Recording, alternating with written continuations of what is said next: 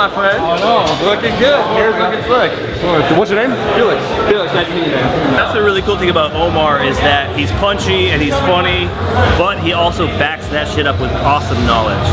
He just fixed my squat, which was awesome. But the thing I really appreciate about him is that in the short time that I really got to know him, you know, he's a very honest guy. He's very humble. He's really down to earth. He's fucking hilarious. He loves Lord of the Rings.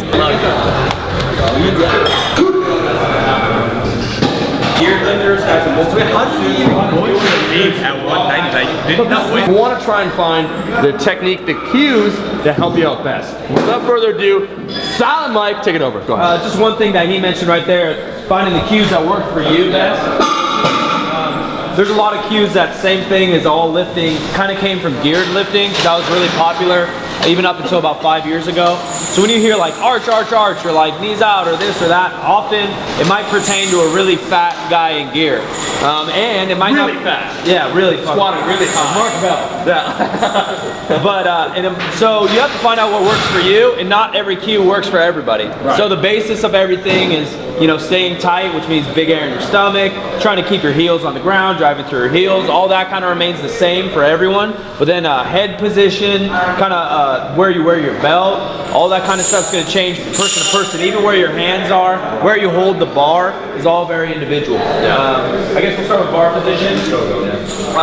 There's a huge fiasco in this fitness world about high bar, low bar, medium bar, whatever. The basics is Open bar. Yeah, open bar. I don't know, gay bar, straight bar, whatever. Like just put the bar where it's most comfortable for now, and then you can always mess around and change it later. Typically, a higher bar position. You have to do my booty for a second. There you go. It's kind of up on your neck, on top of your traps. Right. In that type of squat, typically, your knees are going to travel a little more forward, your torso is going to be a little more upright, it's going to put a little bit more on your quads. But then there's also tons of variations on that. There's guys that put the bar really high, and they get a little bit forward, their stance is a little wider. Everything's kind of interchangeable. So like I said, same thing with hands, whatever's most comfortable. A lot of it's going to be based on mobility. I tend to coach, put your hands as close as you can, because that's going to automatically tighten up your back. And we're trying to get tight from head to toes. I tend to go with the thumbless grip because my mobility is not great. This jacks up my wrists a little bit, but I like it a little bit closer. And I tend to put the bar a little bit lower. That's just what's comfortable for me. Like I said, do whatever's comfortable for you. Try to focus on back tight, hands where they are. Another big thing though that we see when people try and do low bar, they'll put it too fucking low on the back, and when they squat, so let's yank this down. So they'll come back up. So one, when he has it that low, in order to keep the elbows down and the chest up, he's creating an excessive arch right here on his lower back, right? When he goes down, so he looks like this, right, like a big booty bitch, right, where his ass is sticking out. This is all compromised right here. He doesn't have that tight neutral spine. When he comes down, what's going to happen, because it's a bad position, he's going to round forward, and it's going to resemble a good morning. So having it too low on our back, I would say a lot of times, like even myself, right, I thought, when I first did low bar, it's like, oh, how low can you have? It's like, as low as you can go. It's like, no, definitely not. And what ends up happening when you put it that low, you're in that bad position, and as you go down, because it's a bad position, you're gonna flop out of it, and you're gonna round immediately. So we wanna be most comfortable, we wanna make sure we're contracted with our shoulders, we're tight, and our elbows can be nice down and locked in, and our lats are tight, so we have a strong, stable base to squat from. 3 steps is probably a little more average. Systemize your setup, whatever you do for sure. So every time you squat or lift, it's the exact same thing. 2, yeah, fucking pro. 2, 1, 2. From here, there's a lot of arguments on where you break at your hips or break at your knees, and that's just kind of a technical coaching thing. I'd say if you move fine, don't worry about it, just squat. Sometimes analysis by paralysis, what's the phrase? Analysis by paralysis. That'll fuck a lot of people up. Yeah, so you're like, oh, like break. They say break with the hips. It's like your knees are also gonna break. Yeah. For most people, they almost break at the same time, so it doesn't really matter. We'll notice, so if someone's low bar squatting and their knees are shooting way too far forward to start, like look at this is just fucked up, right? Yeah. Then we'll give the cue like, hey, how about you break with your hips earlier? But when we squat, that's another cue that fat hips kind of break at the exact same time. Yeah, yeah. And you'll notice too, like for instance, when I used to low bar, let's get the hips breaking too much, we could get in that good morning position. So if we stop right here, when we're talking about optimal position, look how far away his hips are, right? The weight's bearing down like this. So if we got 500 pounds, what's gonna happen? Pushing this down, what's gonna shoot up? His hips, we're putting even more pressure, he's gonna tsunami that right into the ground. Maybe your starting position, all powerlifting or all strength sports, you're trying to find a good position to start in. You're trying to maintain that position through your whole live. If you do that, you'll get strong and you'll be safe. So same thing with initiating with the hips and the knees. If you initiate with the hips too much, my shin angle is going to be very vertical. If your leverages are perfect, that may be the case, but chances are your knees will travel forward. And same thing with your back is like, you're not going to break, your knees won't break. You kind of want your knees under control because you want to get into your hips and you want your heels on the ground. So I start getting like this, that might be a lot of pressure on your patella and it's just not a strong position. So you get kind of a balance of both. Like I said, head positioning matters. Talked about neutral spine and keeping a strong position. A lot of people cue chin up or head up, looking up at the ceiling. I don't know who started that cue, but I personally don't agree with it from personal experience or who I coached with or who I've been learned or taught by. So we tend to teach neutral spine. So we kind of tuck in your chin, and depending on the severity of your forward lean is where you'll put your eyes. So personally, I look straight down. Omar, I believe, kind of looks on the horizon. Tries to keep his chest up a little bit, but still his neutral spine. Breaking the hips, forcing our knees out, keeping your weight on your heels. You're gonna try to hit depth with every set. That's another thing I try to preach. People are like, oh, it's not a competition, I'll hit depth then.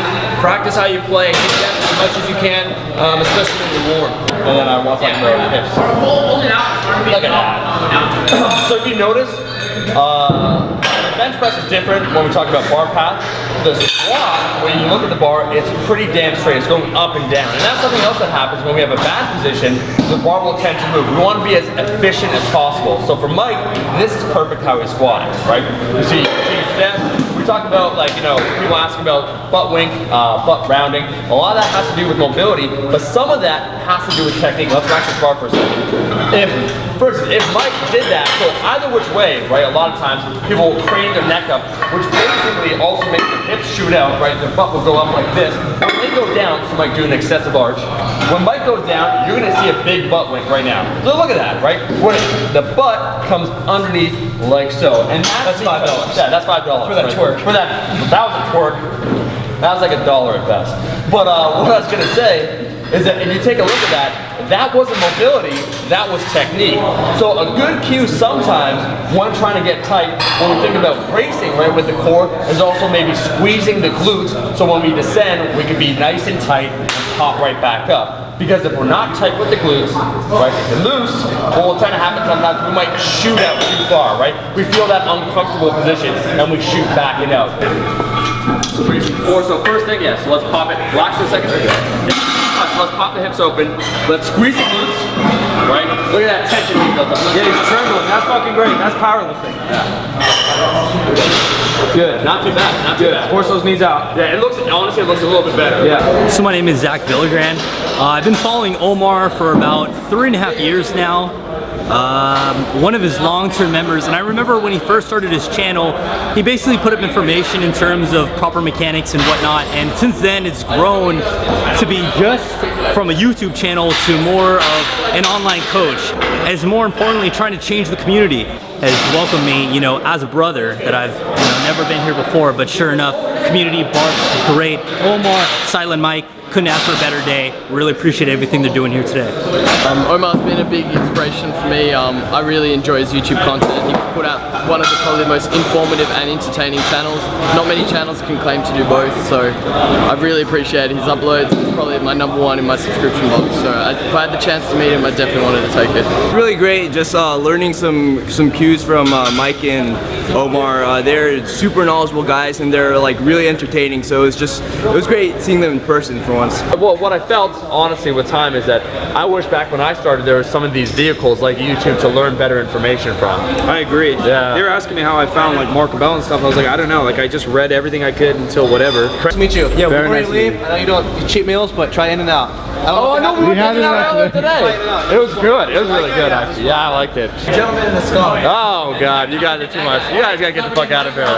So I just wanted to say thank you to each and every one of you because you guys represent the subscribers that have been following for like a long ass time, liking, leaving comments, right, sharing, telling your friends about it. And so without you, none of this would be possible. I just want to thank all of you. Now get the fuck out of here. All of you get out of here. All right. Thank you. No more.